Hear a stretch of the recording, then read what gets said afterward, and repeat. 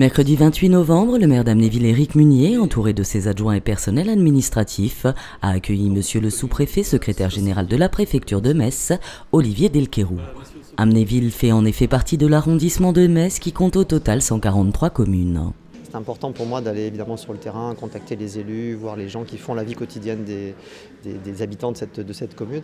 Et évidemment, on a évoqué ce matin un peu en introduction quelques sujets importants. Amnéville est une ville phare pour cette partie de la Moselle. C'est un pôle de centralité, je le dis. Le rayonnement d'Amnéville va bien au-delà des limites de la commune. Et donc forcément, il y a à la fois beaucoup d'investissements qui ont été faits par le passé, du coup des charges de fonctionnement importantes et en même temps des services et des recettes elles aussi assez importantes. Donc Amnéville est un lieu stratégique pour le département de la Moselle mais aussi pour la région Grand Est. Et donc on regarde sujet par sujet, la scolarité, quelques équipements emblématiques, le Galaxy, le Snow Hall, comment on peut, nous, État, accompagner la commune dans les réorientations qui sont en cours sur ces différents sujets. Cette visite a été l'occasion pour monsieur le maire d'Amnéville de présenter la commune et d'échanger autour de sujets qui suscitent un intérêt particulier. Monsieur le maire a souligné la difficulté notamment rencontrée à solutionner certains dossiers du fait d'un budget restreint, situation financière qui ne préoccupe pas pour autant la préfecture. Autant il y a des difficultés de trésorerie parce qu'il y a des dépenses très importantes à faire à des moments ou des rentrées très importantes qu'on n'arrive pas à lisser dans le temps, autant dans la gestion comptable et budgétaire de la commune, on n'a pas d'indicateur défavorable ou alarmant. On sait qu'ici il y a beaucoup de recettes. On sait aussi qu'en face il y a beaucoup de dépenses et le travail de la commune, accompagné par les services de l'État, c'est de faire en sorte qu'on puisse lisser les recettes et les dépenses dans une temporalité qui ne fasse pas de problème de trésorerie.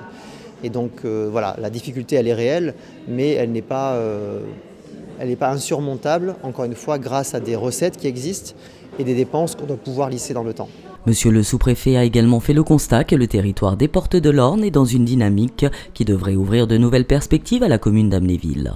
Oui, il y a sur cette commune un projet aussi important que sont les Portes de l'Orne.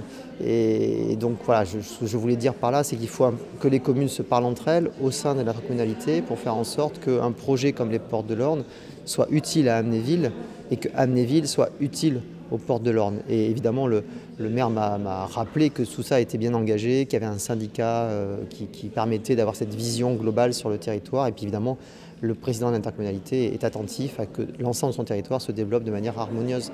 Mais c'était quand même très riche d'avoir sur le même territoire un site déjà abouti comme l'est Amnéville et un projet très ambitieux des Portes de l'Orne qui a démarré d'ailleurs il y a quelques mois déjà. L'échange entre le maire de la commune d'Amnéville et le sous-préfet s'est poursuivi lors de visites des sites emblématiques tels Snow Hall, le Galaxy, le Casino ou encore la cure thermale.